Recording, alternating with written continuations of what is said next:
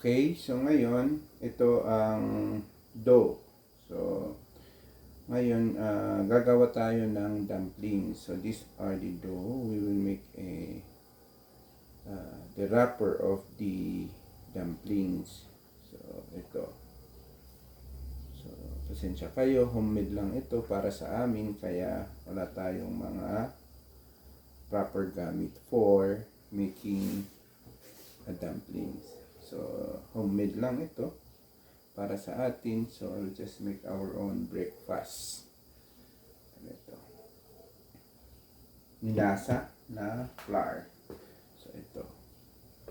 So, paano? I-demonstrate ko lang kung paano gagawa ng homemade dumplings. So, ito.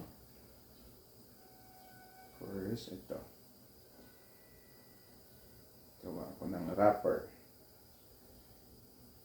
Anyway, habang pinapakuluan ko yung tubig na paglulutuan natin, gagawin ko na yung mga dumplings. Okay. So, ganito yun. Okay. Ito na. Ito na. Yun. Okay. Pero makapal nga lang. Anyway, ito yung pork na na-marinate, na nahalo-halo. Okay. Then, ito. Alright. So, and then you clip.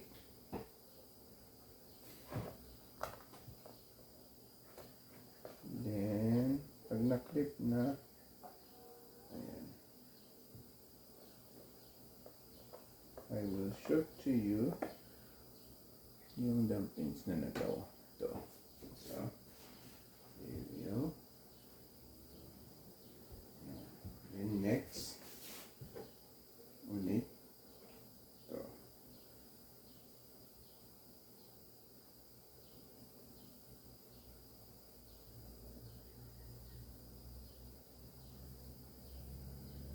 Ito. Then we have another one. Then put here. And then wait.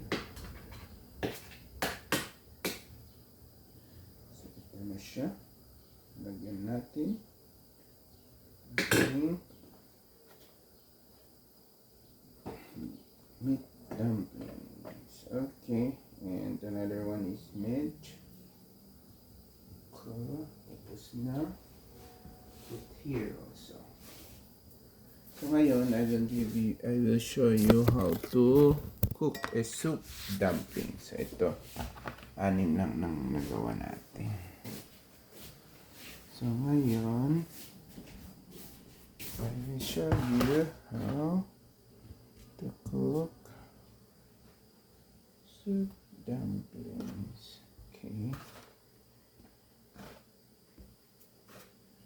Okay, so ipupok natin. Okay. So, ito lang. Ayan, kumukulo na yung paglulutuan natin.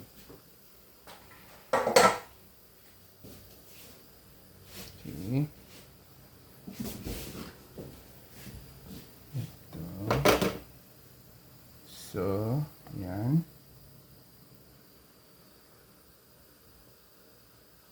Yan.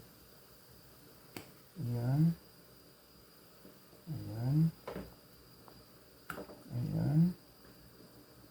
Ayan. Okay.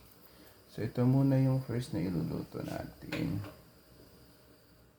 Ngayon, gagawa tayo ulit. So, pero yung nakalagay doon na mga ingredients yung para sa soup, yun is mga stock ng onion, meron tayong bay leaves, meron tayong ng kahoy yata, cinnamon, at saka dates sa loob. Okay? So gagawa ulit ako. ng dumpling. So, ganun ang pagluluto ng dumplings. Ito, naka-ready na nagawa na marinade 2 nights ago. Pero pwedeng overnight lang. I-marinate nyo yung ground pork or ground beef. And then, lagyan nyo siya ng seasoning or ingredients nyo. Then marinate for overnight. And then, kinabukasan, pwede nyong igawa yung dough ng wrapper ng dumplings. So, ganito ang pagluluto ng dumplings.